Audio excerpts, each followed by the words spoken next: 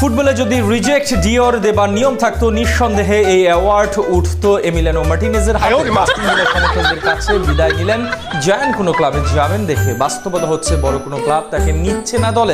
Barcelona, Real Madrid থেকে শুরু করে ম্যান ইউ, চেলসি সব জায়ান্ট ক্লাবই তাকে রিজেক্ট করছেন। অবশেষে ক্লাব না পেয়ে ইনি ফিরে গেলেন পুরনো ঠিকানা অ্যাস্টন ভিলাতে। তাহলে কি এই গোলকিপার এডারসনদের মতো জায়ান্ট ক্লাবে খেলার যোগ্যতা রাখেন না?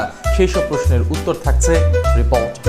বাজ পাখি, অতন্দ্র প্রহরী, ভালোবেসে এমন কত নামে আর্জেন্টিনা ভক্তরা তাকে করেন ডাকাডাকি। অতিরঞ্জিত ভক্তরা তো আবার এক কাঠি সরেশ তার নামের পাশে জুড়ে দিয়েছেন বিশ্বসেরা গোলকিপারের ট্যাগলাইন। কিন্তু প্রশ্ন জাগে, এ কেমন বিশ্বসেরা গোলকিপার বলুন তো, যে কিনা ইউরোপের জায়ান্ট দলে যাওয়ার স্বপ্ন একে নিজ ক্লাব সমর্থকদের বিদায় জানালেন। এরপর বিশ্ব মিডিয়াতে খবর ছাপা হলো মার্টিনেজকে বার্সেলোনা, ম্যান ইউ, চেলসি সবাই পেতে চায়। কিন্তু বর্তমান বাস্তবতা হচ্ছে কোনো ক্লাব না পেয়ে একের পর এক রিজেক্ট খেয়ে ফিরে এসেছেন অ্যাস্টন ভিলাতে।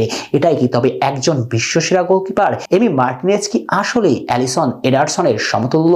প্রশ্ন তো থেকেই যায়। সর্বশেষ মৌসুমে অ্যাস্টন ভিলা 40 বছরের অপেক্ষার অবসান ঘটিয়ে এসেছিলেন চ্যাম্পিয়ন্স লিগের মঞ্চে। প্রত্যাবর্তনের গল্পটাও অবশ্য বেশ সুখকরই বটে। জায়গা করে নিয়েছিলেন চ্যাম্পিয়ন্স লিগের শেষ আটে, যার নৈপুণ্য অবশ্য ছিল আর্জেন্টাইন গোলরক্ষক। কিন্তু কোয়ার্টার ফাইনালে ভিলা সমর্থকদের স্বপ্নভঙ্গের কাণ্ডারিয়ে বনে যান এই আর্জেন্টাইন। শেষ আটে পিএসজির বিপক্ষে 2 লেগেই তার শীর্ষলোক ভুলের মাসুল দিতে হয় অ্যাস্টন ভিলাকে। তাতেই বেজায় ছুটে যান ভিলার সমর্থকরা, বলেন ক্লাব থেকে বিদায় নিতে। এরপর মার্টিনেজ সিদ্ধান্ত নেন তিনি আর থাকবেন না ভিলাতে। ঘরের মাঠে শেষ ম্যাচে ভিলার সমর্থকদের কাছে আবেগঘন বিদায়ও নেন। এরপর শুরু হয় নতুন ড্রামা।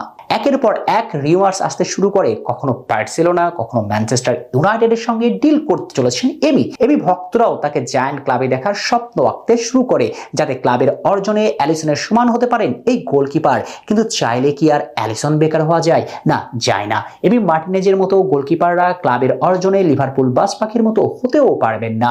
সেটাই যেন সরাসরি জানিয়ে দেন চেলসি, তাকে রিজেক্ট করেন। এরপর রুবেন আমোরিমের ম্যানচেস্টার ইউনাইটেডও তাকে পাতিলের খাতায় ফেলে দিয়েছেন। অবশ্য রেড ডেভিলদের তাকে রিজেক্ট করার সবচেয়ে বড় কারণটা ছিল 2021 সালে প্রিমিয়ার লিগের ম্যাচে ওল্ড ট্রাফোর্ডে রেড ডেভিল সমর্থকদের সঙ্গে অযাচিত কর্মকাণ্ডে জড়িয়েছিলেন এমি। তাই ম্যান ইউ ভক্তরা কোনোভাবেই চায় না এই গোলকিপারকে ওল্ড ট্রাফোর্ডে আসুক। কাতালান ক্লাব বার্সেলোনা অবশ্য সরাসরি রিজেক্ট না করলেও পোল্যান্ড গোলকিপার সেজনির সঙ্গে চুক্তির মেয়াদ বাড়িয়ে নেবার পরে স্পষ্ট হয়ে যায় মার্টিনেজ কাতালানদের পরিকল্পনাতেই নেই। অর্থাৎ সব ক্লাব থেকে একে একে রিজেক্ট খেয়ে অবশেষে মার্টিনেজ ফিরে আসলেন অ্যাস্টন ভিলার ডেরাতে।